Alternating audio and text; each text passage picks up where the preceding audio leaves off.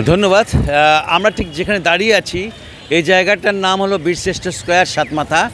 এখানেই 5ই আগস্ট 2024 সালে আপনার পুলিশ নির্বিচারে গুলি চালিয়েছিল আপনার হলো ছাত্রদের উপরে এবং জনতার উপরে। ঠিক সেই জায়গাটাকে দাঁড়িয়ে আজকে আমরা বলতে যাচ্ছি যে অপারেশন ডেভিল হান্ট শুরু হয়ে গেছে বগুড়ায়। সেই ডেভিল হান্ট কিন্তু শয়তান শিকার করার জন্য, এই যে আসামিদের শিকার করার জন্য কিন্তু অপারেশন চালিয়ে যাচ্ছেন আপনার সেনাবাহিনী সহ যৌথ বাহিনী। এই যৌথ বাহিনী কিন্তু বিভিন্ন স্থানে হানা দিচ্ছেন, বিশেষ করে গোয়েন্দা তথ্যভিত্তিতে তারা হানা দিয়ে এই অপরাধীদেরকে ধরার চেষ্টা করছেন। আপনারা জানেন যে স্বৈরাচারের সেই শেখ হাসিনা সরকারের সময় যারা এইখানে আপনার বিভিন্নভাবে ছাত্রদের সাথে আপনার লড়াই করেছিল এবং তারা বলতে পারেন যে সেদিন তাদের যে ভূমিকা ছিল অসম্ভব খারাপ। সেই দিন এই ছাত্ররা কিন্তু ঝাঁপিয়ে পড়েছিল, বুকের রক্ত দিয়েছিল।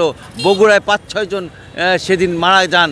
এবং জানেন যে এই অপারেশনটাকে আজকের যে অপারেশন, এই অপারেশন কিন্তু সেই সব লোকদের খোঁজা হচ্ছে যারা অপরাধ করেছিলেন সেদিন, যারা হত্যার সাথে জড়িত ছিলেন তাদেরকে আপনার এখানে কিন্তু আমরা বগুড়ায় বিশেষ করে বিভিন্ন জায়গায় দেখতে পাচ্ছি রাতের বেলা করে আপনার সেনাবাহিনী সহ যৌথ বাহিনী কিন্তু আপনার অপারেশন চালিয়ে যাচ্ছেন এবং সেই অপারেশনে তারা কিন্তু মোটামুটিভাবে বগুড়ায় গত রাত পর্যন্ত 17 জনকে গ্রেপ্তার করেছেন। এবং এই 17 জনের মধ্যে তেমন বিশেষ উল্লেখযোগ্য লোক না থাকলেও যারা আছেন তারা কিন্তু এইসব অপরাধের সাথে যুক্ত ছিলেন। এই অপরাধীকে ধরার জন্য কিন্তু সেনাবাহিনী গোয়েন্দা তথ্যের ভিত্তিতে এগিয়ে যাচ্ছেন। আমরা মনে করছি খুব শিগগিরই বড় কাউকে গ্রেপ্তার করা সম্ভব হবে। তার সাথে বগুড়ায় যে অস্ত্র লুট হয়েছে সে অস্ত্রগুলো তারা উদ্ধার করতে পারবে।